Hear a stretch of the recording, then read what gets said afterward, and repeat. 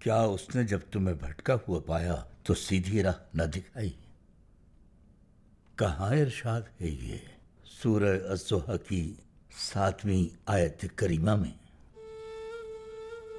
کیا تم بھٹکتے نہیں پھر رہے تھے؟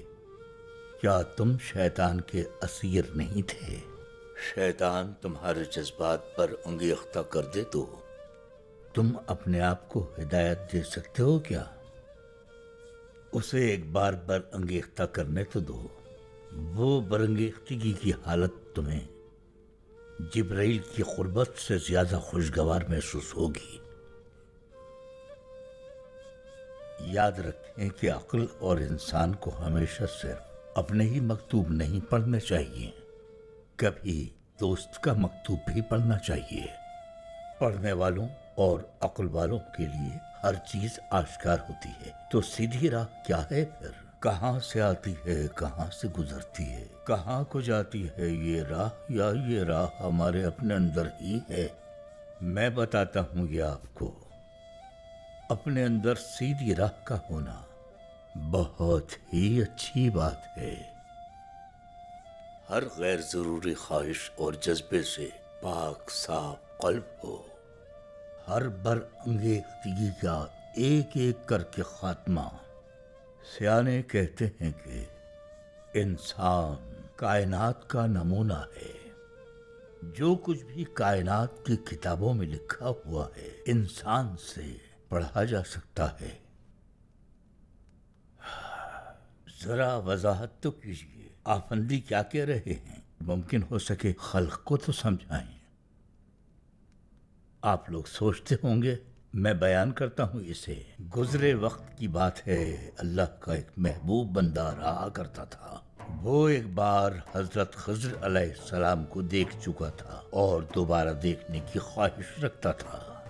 وہ صبح شام دعا کرتا، یا رب مجھے ایک بار پھر ان سے ملا دے، مجھے خضر کا دیدار عطا کر، بس یہی کہتا رہتا۔ حتیٰ کہ خضر کے عشق میں عقل سے بیگانہ ہو گیا۔ وہ صحراؤں پہاڑوں میں کئی سال تک بھٹکتا رہا مجنوں کی طرح۔ کچھ سال بعد اس کی عقل لوٹ آئی۔ وہ گاؤں میں اپنے گھر واپس لوٹ آیا، مگر اسے حضرت خضر نظر نہ آئے۔ اس نے دوبارہ یہی دعا شروع کی، اے میرے رب دیکھ تو صحیح کیا حال ہو گیا ہے میرا، پھر سے مجھے خضر کا دیدار نصیب کر، خواہ ایک بار ہی صحیح۔ تو پھر اس کے سامنے اچانک ظاہر ہوئے حضرت خضر علیہ السلام۔ وہ شخص تو حیران ہی رہ گیا۔ حضرت خضر بولے، تم نے رب سے مجھے دیکھنے کی دعا مانگی، مجھے بتاؤ کیا چاہتے ہو مجھ سے؟ وہ دیہاتی بے حد حیرت زدہ تھا۔ وہ بولا، یا حضرت خضر علیہ السلام، جب اتنا آسان تھا آپ کا آنا تو مجھے کیوں برسوں تڑپایا؟ یا حضرت خضر علیہ السلام، میں آپ کی وجہ سے عقل سے بیگانہ ہو گیا، پہاڑوں پر دیوانوں کی طرح پھرتا رہا، آپ کی تلاش میں جا بجا سرگردہ رہا۔ حضرت خضر علیہ السلام نے اپنا جبہ اس آدمی کو پہنا دیا اور اپنی پگڑی بھی اس آدمی کے سر پر رکھ دی۔ پھر بولے، اب سے تم خضر ہو، جاؤ بازار اور ہر ایک کو نظر آؤ۔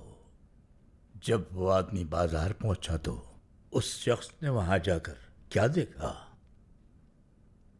اے میرے رب، کسی کی دم نکلی ہوئی ہے، کسی کے سینگ ہیں، کوئی زمین پر گھسٹتا جا رہا ہے۔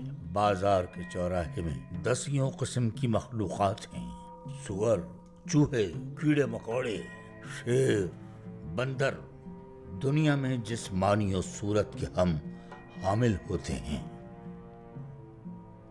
ہماری سیرت بھی ویسی ہی ہوتی ہے، تو پھر ہم کیا کہتے ہیں؟ انسانیت صورت کا نام نہیں، انسانیت باطن کا نام ہے۔ اگر صورت ہی کافی ہوتی تو سیرت کی ضرورت ہی نہ تھی۔ پھر ہوا یوں کہ اس شخص کے خضر بنتے ہی اس آدمی کی آنکھوں پر پڑے پردے ہٹ گئے اور ہر کسی کی سیرت، معنی، خیالات، حقیقی چہرے دکھائی دینے لگے۔ ظالموں کو لکڑ بھگے کی صورت میں، اور غیبت کرنے والوں اور دل توڑنے والوں کو کتے کی شکل میں دیکھا، باطل اور توہم پرستی کو ماننے والوں کو سور کی شکل میں۔ یہ سب کچھ دیکھ کر وہ غریب دیوانہ حیرت میں پڑ گیا۔ یہ سب دیکھتے ہی وہ دیوانہ حیرت میں پڑ گیا۔ یہ کیا حال ہے میرے اللہ؟ وہ آگے بڑھتا رہا، پھر اچانک ان عجیب و غریب مخلوقات کے درمیان ایک نورانی چہرے والے بزرگ نظر آئے۔ داڑھی سفید سے سفید تر اور نورانی آنکھوں اور پاکیزہ چہرے والے بزرگ۔ یہ دیکھ کر کچھ راحت ملی۔ حضرت خضر علیہ السلام کی جگہ لینے والے غریب کو وہ فوراً نورانی چہرے والے بزرگ کے پاس جا پہنچا۔ بزرگوار، میں خضر ہوں، مجھ سے کسی کام کی خواہش ہے آپ کو؟ اگر ہے تو بتائیے، میں ابھی کر دیتا ہوں وہ کام۔ ہاں، جب کوئی اور مدد کرنے والا نہ رہے تو خود چلے آتے ہیں خضر، وہ شخص بولا۔ بزرگ نے اسے دیکھا اور کہا، میرے بچے، تم اپنا کام کرو، ہمیں خضر کی ضرورت ہوگی تو ہم خود تمہارے گھر آ جائیں گے۔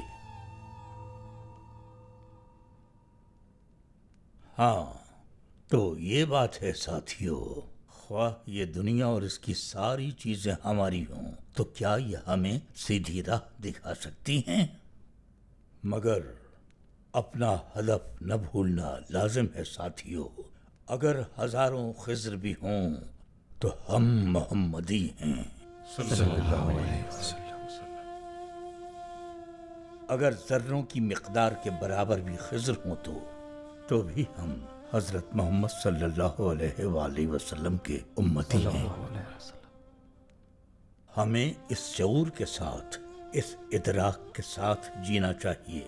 کیا فعل نیت کے مطابق نہیں ہوتا ساتھیو؟ توبہ کا دروازہ تو موجود ہے، اس دروازے سے کسی کو لوٹایا نہیں جاتا۔